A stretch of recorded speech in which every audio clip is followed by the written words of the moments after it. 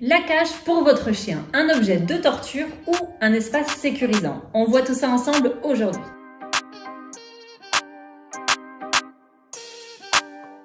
La cage pour votre chien, est-ce un objet de torture? Vous avez été nombreux à commenter nos différents posts ou articles au sujet de la cage pour chien.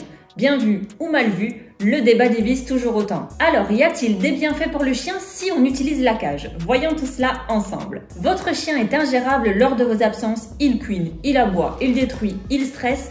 Vous ne savez plus comment faire et vous avez besoin d'une solution rapide et efficace. La question de mettre votre chien en cage lors de vos absences se pose alors. Mais est-ce vraiment une bonne idée? Mettre son chien en cage, une bonne idée sous certaines conditions. Tout d'abord, mettre son chien en cage ne pourra jamais être l'unique solution.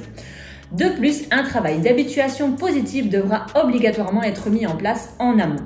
En effet, si votre chien a des comportements gênants lors de vos absences, le mettre en cage peut être une solution, mais cela devra obligatoirement être accompagné d'un travail global.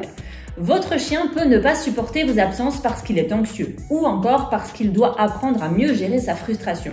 Dans tous les cas, il faudra commencer par identifier la cause des comportements gênants.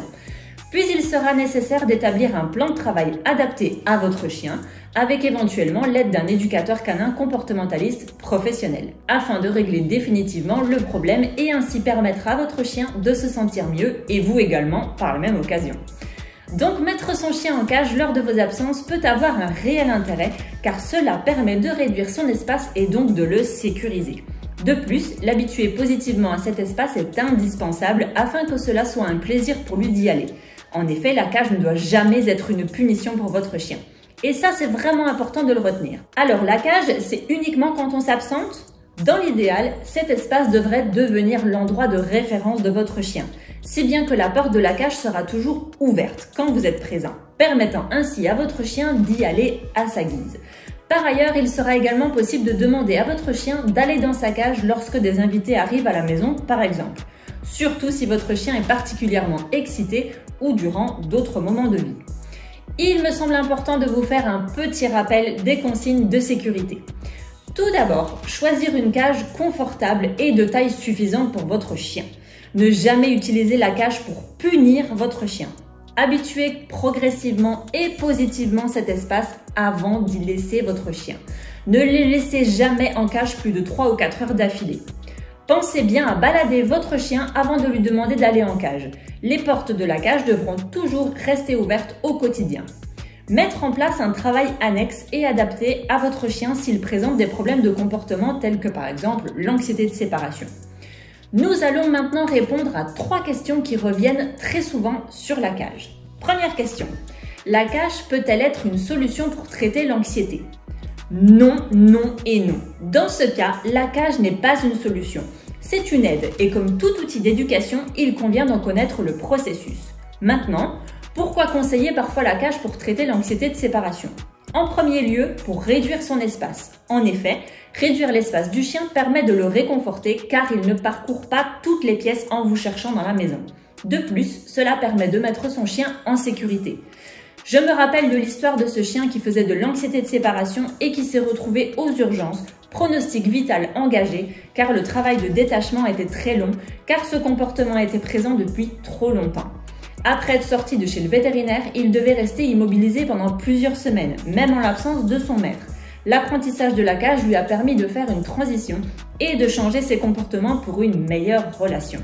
Si la cage est toujours ouverte aujourd'hui, le chien y va comme dans son panier. Deuxième question, on n'enferme pas ses enfants en cage, alors pourquoi enfermer son chien? C'est horrible. Comment répondre à cette question? Tout d'abord, le chien n'est pas un enfant et l'enfant n'est pas un chien. Un chien a besoin de sécurité. Chaque chien est différent. Certains préféreront la niche, d'autres le panier ou encore se retrouver isolés comme s'ils se retrouvaient dans une tanière. Vous pourrez d'ailleurs remarquer que certaines races sont plus attirées par les cages. C'est le cas des chiens loups par exemple qui apprécient de se sentir comme dans une tanière ou un lieu reclus à l'abri de tout. La cage n'est pas mal vue. Si, je le répète, elle a été associée positivement et que tous les besoins du chien sont comblés. Faire l'apprentissage de la cage à son chien a un sacré avantage. Vous pourrez l'emmener partout. De façon sécurisée, dans la voiture, en voyage, il aura toujours son chez lui.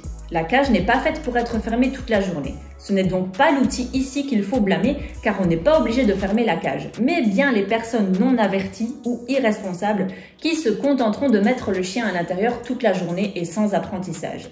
Ce qui effectivement pourrait déclencher des problèmes tels que l'aboiement et bien plus encore. Si on veut comparer aux enfants, les vôtres n'ont-ils pas de chambre à eux? Est-ce parce qu'il y a une porte ouverte que vous les enfermez? Je ne pense pas. Question numéro 3. Et si le chien veut faire ses besoins ou s'il y a un incendie, la cage c'est trop dangereux? Alors, bien évidemment, on ne peut pas savoir quand est-ce que votre chien aura envie de faire ses besoins, quand vous n'êtes pas là.